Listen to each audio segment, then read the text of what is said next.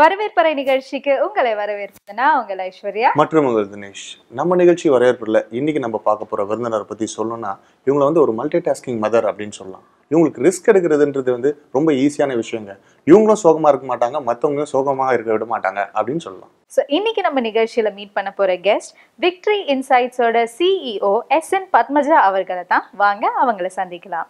வணக்கம் மேம். வணக்கம் மேம். எப்படி இருக்கீங்க? நல்லா இருக்கேன் தினேஷ். நல்லா இருக்கேன் ஐஸ்வர்யா. ஸோ இவ்வளோ விஷயங்களும் வந்து செய்யறதுக்கு உங்களுக்கு டைம் எங்கேருந்து இருக்கு? ஸோ இவ்வளோ விஷயங்களை கான்சென்ட்ரேட் பண்றதுக்கு அந்த மூலன்னு ஒன்று சொல்லுவாங்க, அதெல்லாம் நம்மளுக்கு ரொம்ப கம்மி. அது எங்கேருந்து எப்படி யூஸ் பண்றீங்க? ஒன்றுமே இல்லைங்க, ஆர்வம் தான்.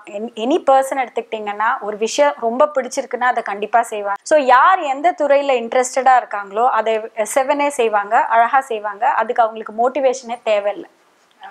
So it's question of intensified இன்டென்ஷன்னு சொல்லுவோம் நாங்கள் சைக்காலஜியில். ஓகே.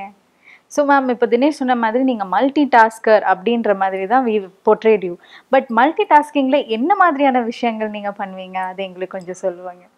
பப்பெட்ரி அப்படிங்கிறது வந்து பொம்மலாட்டம். அந்த பொம்மலாட்டத்தில் வந்து கிராஃப்ட் மூலமாக, ஹேண்டிகிராஃப்ட் மூலமாக யூஸ் பண்ணுற பப்பெட்ஸ் அண்ட் வந்து யூஎஸ்லேருந்து சில பப்பெட்ஸ் வந்து வாங்கியிருக்கேன். இந்த மாதிரி நிறைய பப்பெட்ஸ் வாங்கிட்டு டீச்சிங், அதாவது டீச்சிங் எப்படி இன்னோவேட்டிவ், ஒரு நூதன முறையில் எப்படி பசங்களை போர் அடிக்காத சொல்லி கொடுக்கலாம். ட்ரைனிங், நான் இருக்கிற துறை லைஃப் கோச்சிங்கில் வந்து சாஃப்ட் ஸ்கில் ட்ரைனிங்லேயும் அந்த பப்பெட்ரி எப்படி யூஸ் பண்ணலாம் அப்படின்றது என்னன்னு பார்த்தீங்கன்னா, முக்கியமாக வந்து பாடி லாங்குவேஜ் அப்படிங்கிறது ரொம்ப இம்பார்ட்டன்ட். அது நேச்சுரலாக வந்து உள்ளுக்குள்ளே இருக்கிற நம்மளோட கான்ஃபிடன்ஸ் லெவல் வந்து இம்ப்ரூவ் ஆனால் தான் அந்த பாடி லாங்குவேஜ் யதார்த்தமாக இருக்கும். பட் இந்த பப்பெட்ரி ஒரு டூலாக யூஸ் பண்ணோன்னா பாடி லாங்குவேஜ் இம்ப்ரூவ் ஆகும், பப்ளிக் ஸ்பீக்கிங்க்கு கான்ஃபிடன்ஸ் வரும். இந்த மாதிரி ஒரு விஷயத்தை இன்னொரு விஷயத்துக்கு கலந்து என்ன ரிசல்ட் வேணுமோ அதை ஒரு நூதன முறையில் நம்ம ஆக்சுவலி செயல்படுத்த முடியுன்றதுக்காக பப்பெட்ரி. அப்புறம் வந்து டான்ஸ் 2 வயசுலேருந்து அம்மா என்ன கிளாஸில் போட்டாங்க. ஸோ வந்து டான்ஸ், மியூசிக், அதுக்கப்புறம் சைக்காலஜி, ஹெச்ஆர், மேனேஜ்மெண்ட். எனக்கு வந்து I believe in life long learning. ஏன்னு கேட்டால் லைஃப் கோச்சிங், மல்டி டாஸ்கிங்கிறதுலே பார்த்தீங்கன்னா மல்டி டேலண்ட் வந்து வேர்சடைலாக இருக்கணும் அப்படின்னு நான் ரொம்ப விரும்புகிறேன்.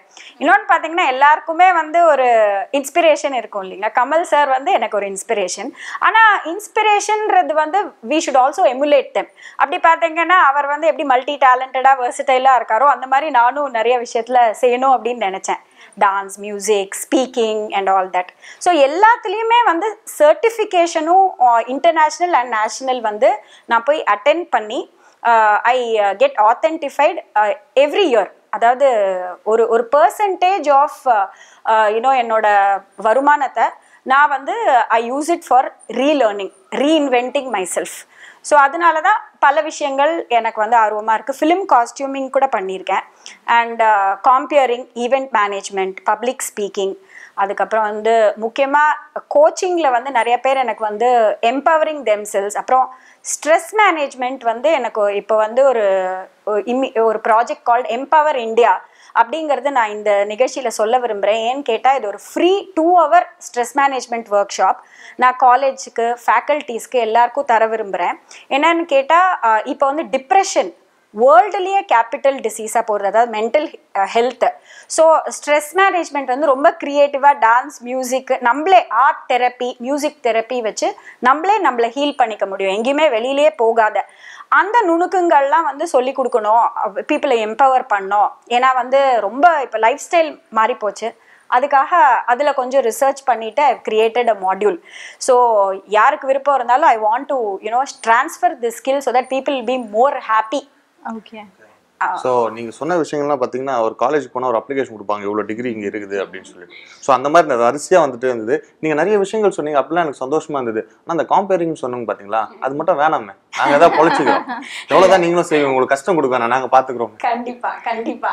Okay ma'am. அதாவது நீங்கள் பொம்மலாட்டம் அப்படின்னு சொன்னீங்க, அதாவது சுதந்திர போராட்டத்துக்கு முன்னாடி எல்லாம் பார்த்தீங்கன்னா அதை வச்சு தான் சுதந்திர தியாகம், அந்த தாகம்லாம் வந்து பார்த்தீங்கன்னா ஊட்டுவாங்க, அந்த உணர்ச்சி ஊட்டுவாங்க. அது மட்டும் கதைகள்லாம் அது மூலயமா தான் சொல்லுவாங்க. அப்போ வந்து மீடியான்னு இல்லை, டெலிவிஷன் இல்லை, அவங்க வேற வழி இல்லாமல் அதை பண்ணாங்க. ஆனா இப்ப மீடியா, டெலிவிஷன் நிறைய விஷயங்கள் இருக்கு. அப்படி இருக்கும்போது நீங்க இந்த பொம்மலாட்டத்தை டீச்சிங்ல கொண்டு போறீங்கன்னா அதை வந்து மாணவர்கள் எந்த அளவுக்கு வரவேற்கிறாங்க, எந்த அளவுக்கு புரிஞ்சுக்கிறாங்க? மாணவர்கள் பற்றி ஒரே ஒரு விஷயம் சொல்லணும்னா, ஒரு போர்டை எடுத்துக்கிட்டோ இல்லை ஒரு பிபிடி எடுத்துக்கிட்டோ அவங்கள போர் அடிச்சா அவங்க வந்து ஆக்சுவலி மென்டலி கிளாஸை விட்டு எப்போ போயிடுறாங்கங்க.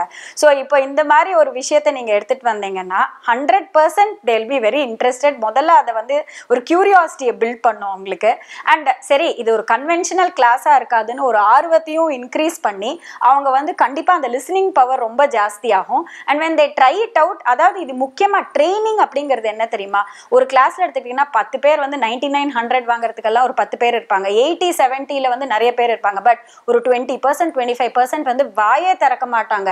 அவங்க தான் என்னோட கோல். ஏன்னு கேட்டால் ட்ரைனிங் வந்து ஏற்கனவே தேர்ச்சி பெற்றவங்களோ ஸ்மார்ட் பீப்புளுக்கு கிடையாது.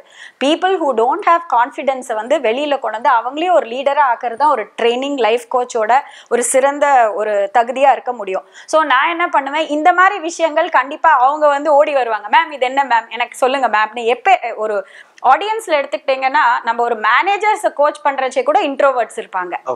ஸோ இந்த மாதிரி சில வித்தியாசமான விஷயங்கள் எடுத்துட்டு போனோம்னா அவங்க உடனே அந்த ஆர்வ கோளாறுல வந்து என்னன்னு கேட்பாங்க, அவங்களோட இன்ஹிபிஷன்ஸை மறந்து கேள்வி கேட்க ஆரம்பிப்பாங்க. அப்போ அவங்க கிட்ட கொடுத்து if they start speaking with it are using it என்ன ஆகும்னா அவங்களோட பயம் இன்ஹிபிஷன் தனியும் அறியாத போயிடும். ஸோ ஒரு வித்தியாசமான ஒரு விஷயம் எப்பவுமே வந்து இன்னோவேஷன் அப்படிங்கிறதுனால பெரிய companies have actually turned over crores இல்லைங்களா, அதுக்கு அந்த வித்தியாசமான விஷயங்கள் தான் காரணம். ஸோ எப்படி தான் வித்தியாசமாக பண்ணலாம். மயிலாப்பூரில் போயிட்டு இருப்பேன், திடீர்னு ரோட்டில் ஒரு பொம்மையை பார்ப்பேன், இது வந்து ட்ரைனிங்க்கு நல்லா யூஸ்ஃபுல்லாக இருக்கும், இந்த ஆஸ்பெக்டை நம்ம சொல்லிக் கொடுக்கலான்னு அந்த கண்ணோட்டத்தோடையே தான் ஆக்சுவலி நான் லைஃபே லீட் பண்ணுவேன். இதை எப்படி யூஸ் பண்ணலாம், அதை எப்படி யூஸ் பண்ணலாம், அதை எப்படி வாங்கலாம் அப்படின்ற மாதிரி இன்ட்ரெஸ்டிங்காக இருக்கணுங்க லைஃபே. வந்து ஐ பிலீவ் என்னோட கம்பெனியோட டேக் லைன் இருக்கும் இல்லையா, எம்பவரிங் லைஃப்ஸ் த்ரூ ஃபன்.